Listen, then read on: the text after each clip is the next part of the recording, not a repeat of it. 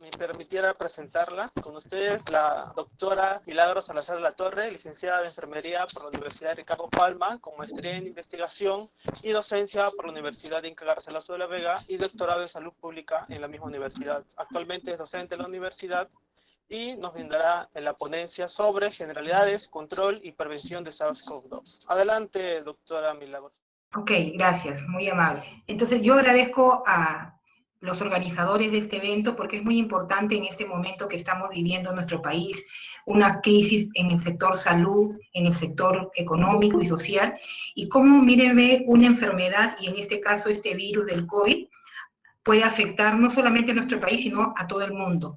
Entonces, este tema es muy importante y de mucho interés para todos, porque muchos hemos escuchado y ustedes han escuchado en relación al COVID, tenemos diferente información, pero lo que queremos en esta tarde es precisar algunos puntos importantes que debemos considerar. Uno, para fortalecer nuestros conocimientos, pero no solamente para nosotros mismos, sino también para compartirlo con nuestra familia y con nuestros vecinos. Y de esa manera todos trabajar en un mismo objetivo, que es protegernos y proteger a los demás.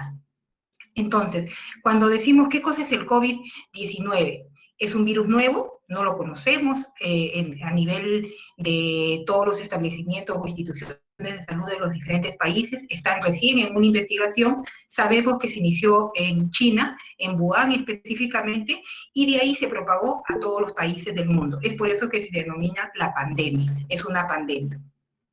¿Por qué es tan peligroso este COVID? Porque específicamente ataca al sistema respiratorio. Si nosotros no respiramos, nosotros nos morimos. Entonces, este virus ataca específicamente al sistema respiratorio y se puede dar o se puede contaminar cualquier persona de cualquier edad, pero específicamente hay un grupo de personas vulnerables. Y este grupo de personas vulnerables son los adultos mayores, son las personas que tienen problemas de diabetes, problemas de sangre, problemas coronarios, problemas de hipertensión arterial y personas que tengan bajas defensas, que van a estar en mayor exposición para poder contaminarse. Otro punto que nosotros debemos recordar es que la persona no contagia desde que le diagnostican la enfermedad o desde que aparecen los síntomas, sino que, por ejemplo, yo puedo, hace 2 días, hace 3 días o hace 5 días, he tenido contacto con una persona que está enferma del COVID y yo no sabía y él tampoco me lo dijo. Entonces, la enfermedad se puede desarrollar entre el segundo día, después de haber tenido contacto con esa persona, hasta los 14 días. ¿Y de qué va a depender? Va a depender de las defensas que cada persona tenga.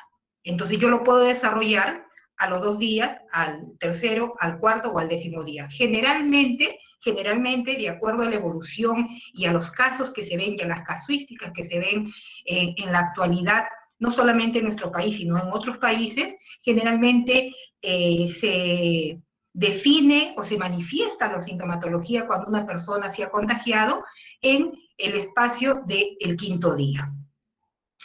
Otro punto importante es que nosotros tenemos que estar alertas para saber diferenciar los síntomas, porque a veces podemos tener una gripe y pensamos nosotros o nos asustamos y pensamos que puede ser un COVID, o también podemos ser lo contrario, pensar que es una gripe y se está desarrollando un proceso de COVID. Entonces, ¿cómo se propaga el virus? El virus se propaga, aquí podemos verlo en esta gráfica, en el número 1, por las gotitas, ¿no es así? Por las gotitas que la persona que está con esta enfermedad, ¿no?, a través de la exhalación puede limitar esas gotitas. También puede ser a la hora que estornuda o a la hora que tose. Aquí vemos, por ejemplo, en esta gráfica, vemos esta persona que está de naranja, es la persona portadora del virus del COVID. Él puede toser, puede estornudar, o a la hora de exhalar puede, ¿no?, expandir estas gotitas. Y si no tiene las medidas de bioseguridad, la persona que está en contacto con él lo puede inhalar. Y en la inhalación está jalando ese virus y posteriormente va a desarrollarlo. Entonces, otra forma también de contaminarnos o de contagiarnos, ¿cómo es? Porque la persona que está contaminada puede toser, ¿no? Se toca la nariz, toca el celular, toca las llaves, toca la mesa, ¿no? Y deja ahí el virus. Y la otra persona toca esos mismos objetos, se lleva la mano a la cara, a la boca, a la nariz o a los ojos, y entonces es un ente transmisor. Por ahí va a ingresar este virus y se va a desarrollar posteriormente. Entonces tenemos que tener cuidado de estas gotitas. Otra forma también indirecta de contaminarnos es cuando nosotros no respetamos el distanciamiento social, ¿no? Entonces lo mínimo en ese distanciamiento social de una persona que no sabemos si tiene o no tiene el COVID, entonces si nosotros tenemos un mayor acercamiento y no respetamos el metro de distancia, entonces también es una forma de poder contaminarnos a través de esta exhalación o esta inhalación de ese contacto con dos personas. Un punto muy importante en este proceso es el lavado de manos, básicamente, ¿no? Siempre hemos estado hablando de la importancia del lavado de manos, se han hecho campañas educativas a través de los medios de televisión, de las radios, a través de los mercados, en los perifoneos, y no le hemos dado la importancia necesaria del lavado de manos. Y hoy día estamos confirmando que un lavado de manos adecuado puede evitar esa contaminación. Entonces, ¿cuáles son los síntomas? Ya lo sabemos. Número uno, es la fiebre por 3 días consecutivos, mayor a 37.5, generalmente fluctúa entre 38 a 39 y en algunos casos llegan hasta 40 en 3 días consecutivos. Sin embargo, después de haber tomado el antipirético, ¿no? Sigue permanente esa fiebre o nuevamente aparece la fiebre. Otro síntoma y signo importante que puede presentar la persona es la tos. Pero ¿cuál es la diferencia? Hay una tos que se dice tos productiva, ¿no? Cuando viene acompañada de moco, de secreciones. En el caso del COVID es una tos que está persistente, pero es una tos seca. No hay presencia de secreciones. Otro punto que lleva la fiebre, la tos, es el malestar general. Acompañamiento de malestar general, dificultad para respirar dependiendo de la defensa que tenga la persona, el tiempo que está en el procesamiento de desarrollar la enfermedad y la fatiga. Hay algunos también que nos dicen las investigaciones, nos dicen que también puede estar acompañada por anosmia, por dificultad del gusto, la pérdida del olfato, ¿no? Son síntomas que en algunos casos se ha presentado, pero los característicos es la fiebre, la tos seca, ¿no? El malestar general y la dificultad respiratoria. Una medida preventiva es no entrar en pánico, tranquilizarnos y recurrir ¿a quién? Recurrir a informaciones válidas y a los profesionales de la salud que están calificados para dar información, el médico para hacer un diagnóstico oportuno, dar el tratamiento y todos los profesionales también que nosotros somos parte del equipo de salud, vamos a contribuir a el manejo de este proceso de enfermedad. ¿Qué puedo hacer para evitar enfermarme y prevenir la transmisión? Como les dije anteriormente, básicamente el lavado de manos. El lavado de manos es importante y es clave, y lo tengo que hacer en todos esos puntos que aquí lo he considerado, después de toser, después de estornudar, después de tocar un paño o algo contaminado o algo que encontré ahí, o eliminar algún rastro de algún pañuelo o papel higiénico que está a mi alrededor y que no sé de quién es. Después de tocar superficies, o de repente cuando venimos del mercado, del trabajo, de hacer algunas compras, y voy a abrir la puerta, abro la llave, no sabemos quiénes han tocado la reja, quiénes han abierto el portón, entonces también hay que lavarnos las manos por precaución. Antes de tocarnos la cara, la boca, la nariz y los ojos, hay que tratar de evitar tocarnos esos 3 puntos porque son zonas mucosas donde pueden ingresar por ahí el virus. Otro punto importante es cuando cuidamos a un enfermo o cuando tenemos una persona enferma en nuestra casa o nuestro domicilio,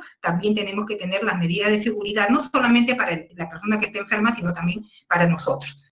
Antes y después de amamantar, dar de lactar, también es importante las medidas preventivas de lavado de manos, antes de comer, después de ir al baño, después de manipular o eliminar o arrojar la basura o los desechos, y cuando venimos de la calle. El lavado de manos es importante y tenemos que tener en consideración es que primero tenemos que humedecernos las manos. ¿Por qué tenemos que humedecernos las manos? Porque a veces cometemos el error de aplicarnos el jabón líquido y hacer el lavado de manos. Porque si las manos están húmedas y la humedad tiene contacto con el jabón, va a generar mayor espuma. Y cuanto mayor espuma tengamos en las manos, va a arrastrar cualquier célula viva que hay en nuestras manos. Por eso es importante humedecer primero, aplicar el jabón y luego hacer las fricciones que ya conocemos. Otro punto importante en el lavado de manos es también considerar las uñas cortas. ¿Por qué? Porque cuando tenemos las uñas largas, ¿no? Tenemos la propensión de que cualquier célula viva se pueda posar en nuestras uñas y sea un mecanismo para llevar un agente contaminante, que puede ser a nosotros mismos o a nuestro entorno. Entonces es importante cortarnos las uñas y evitar de tener las alhajas y sortijas o anillos que nos gustan a las damas para evitar ser agente contaminante. Otro punto de prevención importante que debemos considerar es a la hora de toser, ¿no es así? Porque generalmente cuando tosemos tenemos la costumbre o el hábito de ponernos la mano, y luego de ahí conversamos o agarramos algún objeto, entonces también, si estamos contaminados, podemos contaminar a otras personas. Entonces, uno de los mecanismos a la hora que tosemos es poner, ¿no?, el codo y toser a un costado, ¿ok? ¿Por qué? Porque si nosotros tosemos o estornudamos, vamos a eliminar las gotitas de flujo y podemos contaminar a otras personas. Y el otro punto también, como decíamos, es el distanciamiento social. Es muy importante que cumplamos el distanciamiento social.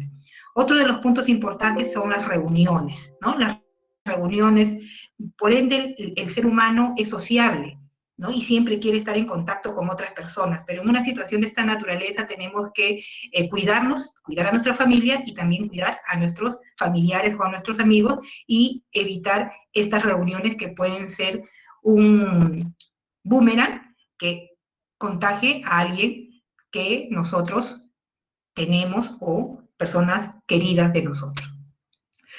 Otro punto importante es el saludo, porque generalmente es innato que a la hora que se saluden los chicos se dan la mano, ¿no? Entonces hay que evitar esos saludos o esos contactos físicos o la palmada o la agarrada de brazo, ¿no? Entonces esos afectos en estos momentos no se pueden dar porque son medidas que pueden originar un contagio.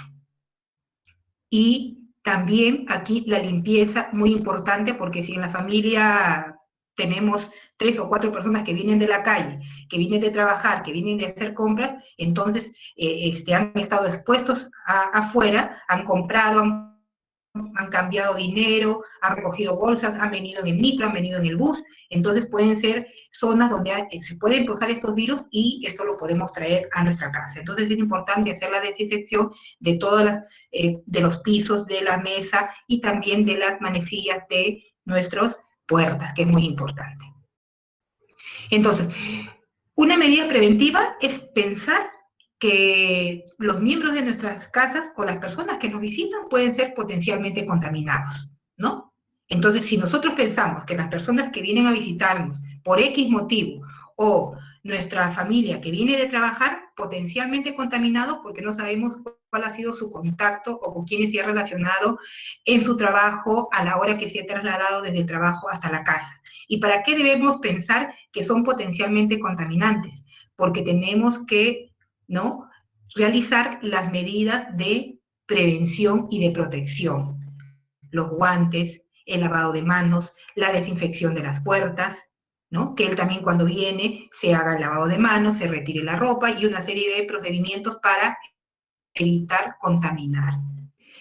Otro punto importante es el uso correcto de la mascarilla. Vemos que a veces utilizamos la mascarilla de manera correcta y es el único mecanismo de protección para que nosotros no aspiremos, ¿no?, cuando alguien tose o cuando alguien estornuda, no llegue a nuestro cuerpo a través de las fosas nasales el virus. Entonces la mascarilla, como ustedes pueden verlo, tiene que ser lavarnos las manos, coger las mascarillas adecuadamente, colocarnos y sujetarlo en las posaderas de nuestras orejas si tienen las ligas o si no una buena sujetación, ¿no? Y tiene aquí en la nariz para poderlo fijar, para que no ingrese por ahí o no salga por ahí, si es que es una persona contaminada, el virus que pueda contaminar a través de estas gotitas, ¿no? Y no podemos no tocar la mascarilla permanentemente y tocar parte de nuestro cabello, de nuestra cara o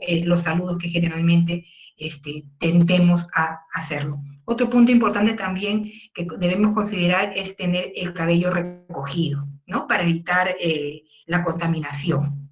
Y aquí tenemos la mascarilla, ¿no? Hay diferentes tipos de mascarillas comunitarias, que han salido diferentes modelos, entonces tenemos que considerar que la mascarilla, por ejemplo, hay un tipo de mascarilla que tiene azul, ¿no? O celeste, como les llaman, y la parte blanca. La parte blanca es es la parte interna que nos va a cubrir porque es impermeable, y la parte externa también porque va a evitar que si cae agua, si cae las gotitas de flujo, es impermeable y no traspase la mascarilla y nosotros a la hora de aspirar nos contaminemos, ¿no? Entonces es importante el buen uso que demos a la mascarilla, y cuando decimos el buen uso es el lavado de mano previo, no estar tocándonos las partes externas, y también importante ponernos como debe ser, ¿no? Cubriéndonos la nariz, la boca y la barbilla, porque a veces lo ponemos hacia arriba, ¿no? O lo ponemos hacia abajo, y eso puede ser que esté contaminado y sea un elemento que después pueda traer problemas de salud a nosotros o a nuestra familia. Un punto importante también que debemos considerar para tener las defensas, para poder sobrellevar la enfermedad o prevenirla, porque depende de la capacidad de defensas que tenga una persona para que desarrolle la enfermedad, que puede ser fase 1, ¿no? Cuando es leve, moderada, o cuando es agresiva y lamentablemente llegan hasta UCI, ¿no? Entonces es muy importante la alimentación. Y la alimentación va a variar dependiendo de qué, va a variar dependiendo del lugar donde estemos, de qué provincia estemos, en qué región estemos, porque hay regiones que tienen alimentos que más producen, entonces de acuerdo a ese lugar vamos a nosotros a seleccionar nuestros alimentos, ¿no? Los carbohidratos, la papa, el camote, las alberjas, el puré, las nueces, son importantes alimentos que tienen carbohidratos y que también nos van a ayudar para estar saludables. Otro elemento importante es también tomar líquidos, ¿no? Líquidos para evitar el estreñimiento, líquidos si tenemos la flema, para que esa flema se licúe más rápido y a la hora de toser pueda salir fácilmente. El líquido es muy importante. También las verduras, todo lo que sea verde es bueno para la alimentación, y las frutas de estación también, sí lo podemos, tenemos que consumirlo, ¿no? Otro punto importante también son las vitaminas, el yogur, la leche, el queso, el huevo, que también es importante que podamos nosotros consumirlo. Y también las carnes, el pescado también es más cómodo, lo podemos consumir, hay bastante furel en los mercados, podemos consumir en sudados, en parihuelas, en pescado frito, en un caldito de pescado que también es bueno, carne o pollo, ¿no? Ir variando. Eso también es importante para estar saludables, para tener defensas, ¿no? Y poder defendernos frente a la regresión del virus. Otro punto también importante que debemos considerar es la higiene. La higiene es básica, el aseo es muy importante. ¿Y por qué es importante? ¿Y por qué lo toco aquí?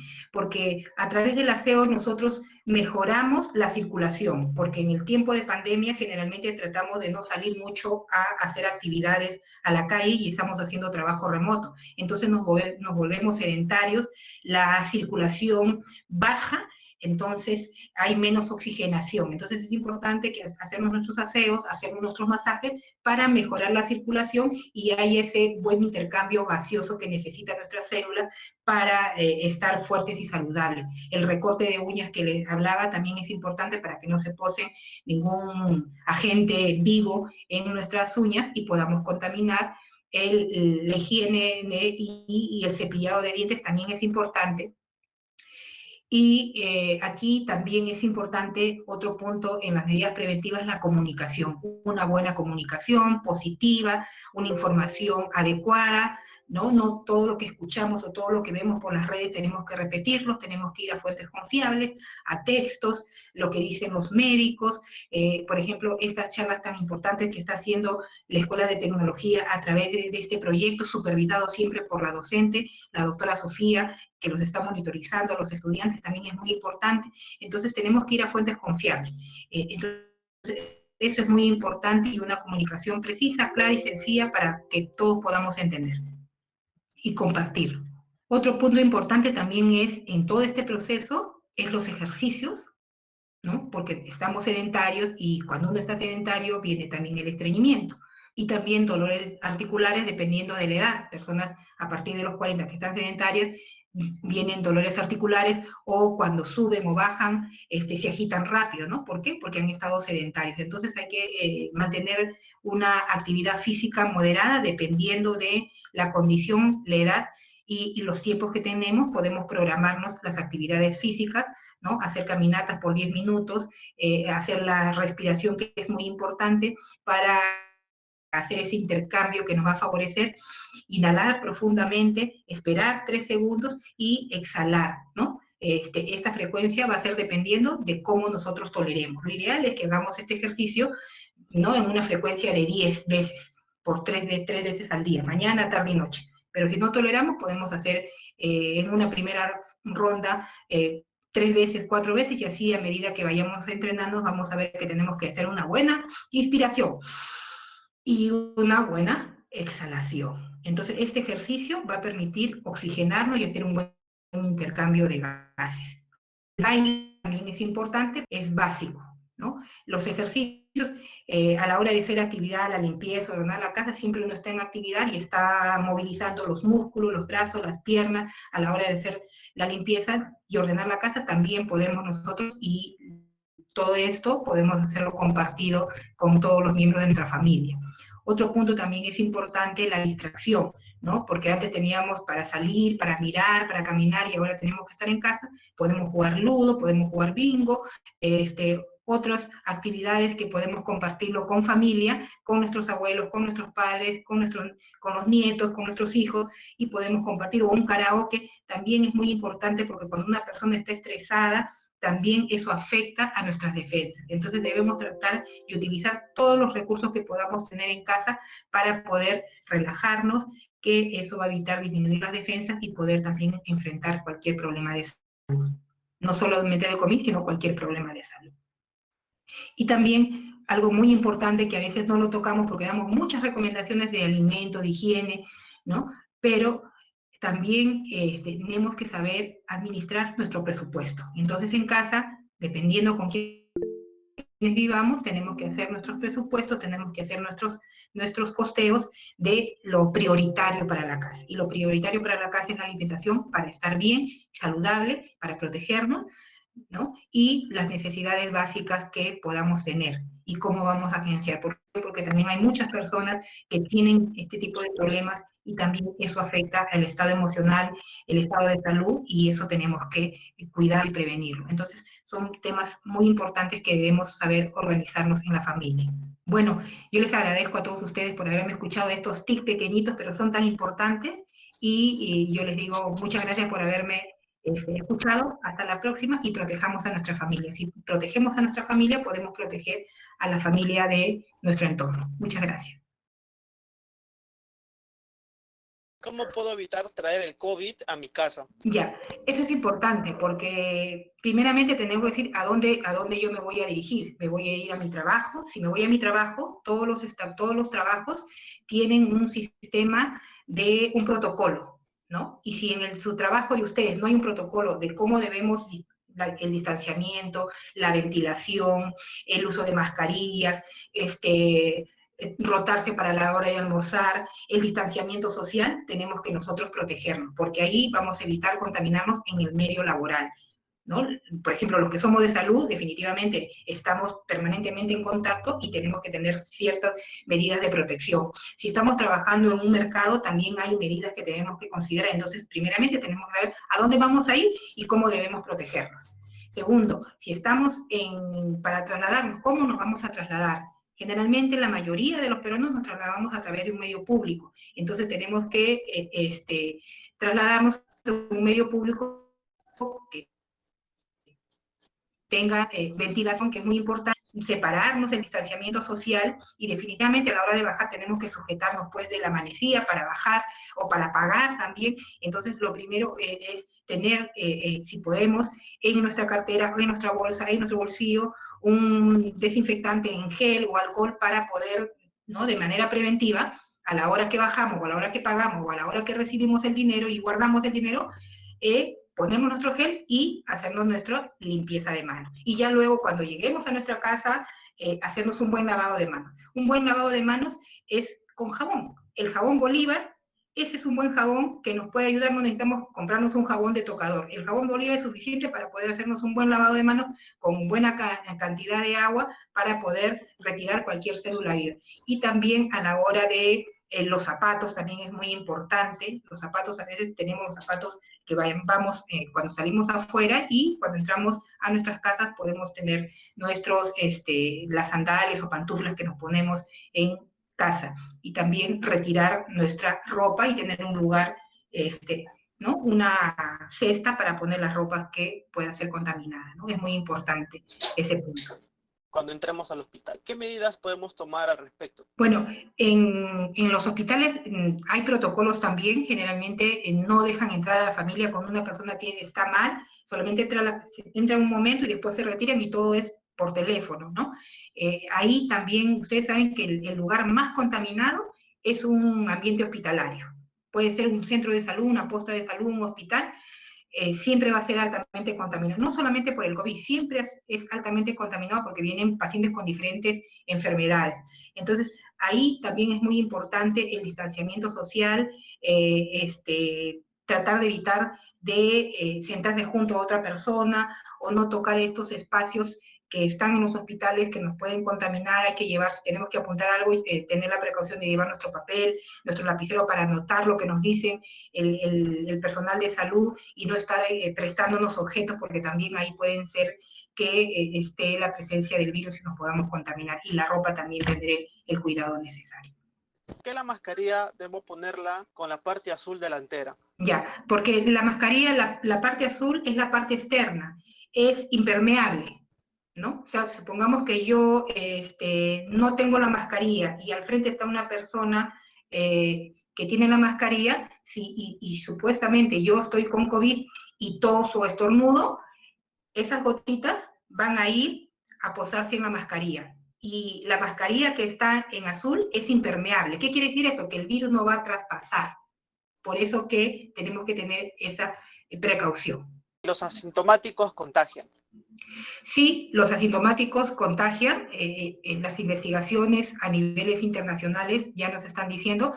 Yo, por ejemplo, como le decía en el inicio, cuando yo desarrollo la enfermedad, si hoy día yo tengo contacto con una persona que tiene COVID, ¿no? Yo puedo desarrollar la enfermedad al segundo día, tengo para desarrollarlo al segundo día, o sea, eso quiere decir domingo, lunes, el lunes, hasta 14 días. Y eso va a depender de las defensas o la capacidad de salud que yo tenga.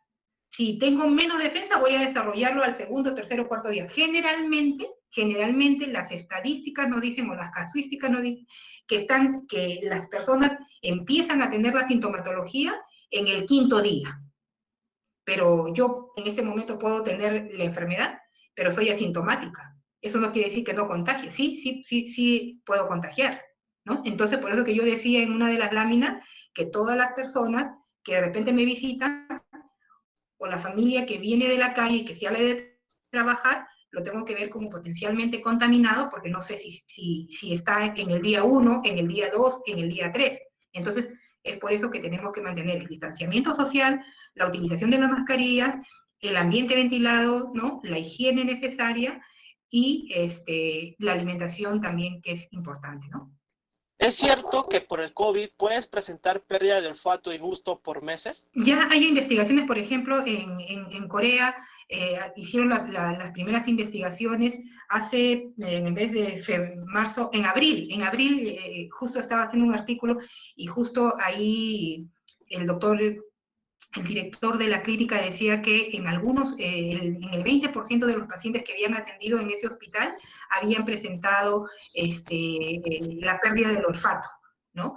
No se da en todos, pero sí en un 20% de pacientes en esa investigación determinó que habían iniciado con una pérdida del olfato y la pérdida del gusto, ¿no? Aquí también en nuestro país, en algunos casos se está evidenciando este tipo de sintomatología, pero no es generalizado en todas las personas, ¿no? Lo que sí es un síntoma característico en las personas que tienen COVID es la tos seca, es la dificultad respiratoria dependiendo, ¿no? La fatiga y acompañado de la fiebre. Y algunos también, disculpen, cuando me decías, Ricardo, hay algunos que tienen esta pérdida del olfato, hay algunos, de acuerdo a la investigación que he leído, hay algunos que les dura un mes, 2 meses, y en algunos casos se han presentado en 3, 4 meses. ¿Cómo hacer para poder prevenir en lugares que dice que están infectados? Bueno, los lugares son los lugares públicos, ¿no? Donde hay, por ejemplo, los mercados, en los paraderos del metropolitano, de repente, si es que hay mucha afluencia de gente, reuniones sociales que no se pueden asistir. Entonces, en esos sitios donde hay mayor concentración de personas, hay mayor probabilidad de contaminarlos, ¿no? Inclusive en los supermercados que a veces uno va, también una persona puede estar en un ala, puede estornudar, y se ha visto que esas gotitas salen, ¿no?, hacia la otra góndola, y también una persona que puede estar respirando puede captar estas gotitas acompañadas del virus, ¿no? Entonces, donde hay más aglomeración de personas, hay que evitar. Entonces, hay que organizarnos, ¿no? Yo creo que es cuestión de organizarnos porque, por ejemplo, en los mercados, en mi casa, por ejemplo, por mi barrio, yo les doy un ejemplo, ¿no? Yo veo que los mercados abren temprano, a las 7 de la mañana. Eh, Nosotros tenemos la costumbre de ir 7:30. Entre 7:30 a 8:30, uno va tranquilo, no hay mucha gente, no hay mucha aglomeración. Pero si uno va después de las 8:30, ya hay mayor demanda de personas que van al mercado, ¿no? Entonces hay que buscar esos puntos donde hay menor cantidad de personas para poder tratar de evitar mayor contacto con ellas, ¿no? ¿Es posible la reinfección con prueba molecular positiva?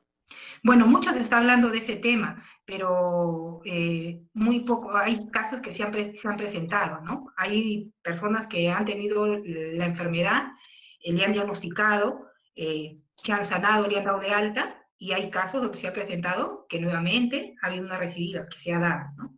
Son casos que se tienen que estudiar, por qué se ha ya una vez dado de alta, por qué nuevamente ha presentado la enfermedad, ¿no?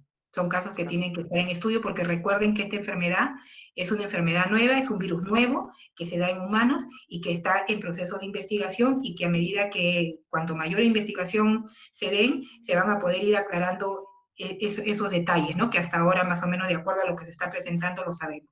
No es muy frecuente, pero se está dando. ¿Las personas que han contraído COVID-19 pueden donar sangre a otras que no? No, las personas que están con COVID no pueden donar sangre, ¿no? No se puede donar sangre, no es conveniente, no se puede donar sangre porque no sabemos, todavía no hemos determinado cuál es la causa de esta enfermedad, cuáles son las sintomatologías y qué es lo que puede llevar, si es recuperable o no recuperable, todavía estamos en estudio. Entonces, una medida preventiva es que personas que tienen COVID no puedan donar sangre, ¿no?